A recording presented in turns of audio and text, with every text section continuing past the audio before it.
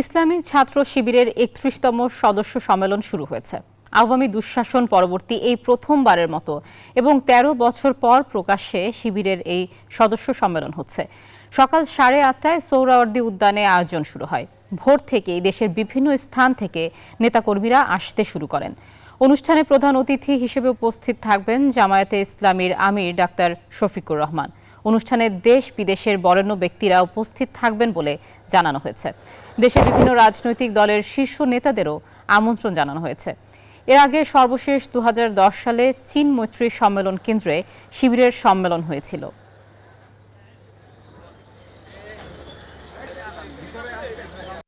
দীর্ঘদিনের পরে আজকের এই সদস্য সম্মেলন বা সদস্যদের যে মিলন মেলা, এখানে আসতে পেরে আমাদের খুবই ভালো লাগছে। ছাত্র শিবিরের সম্মেলন আমরা শুধুমাত্র এর আগে দেখেছি, কখনো সরাসরি অংশগ্রহণের সুযোগ হয়নি। আমরা এই ছাত্র শিবিরের আজকের এই অনুষ্ঠান থেকে একটা প্রত্যাশা করব, আমাদের ঐক্যের নতুন আমেজ নিয়ে, নতুন যে বাংলাদেশ গড়া ২৪-এ যে আমরা দীপ্ত শপথ নিয়ে আন্দোলন করছি, সেই আন্দোলনকে আরও বেগবান করবো ইনশাল্লাহ এই আজকের সম্মেলন শেষ করে।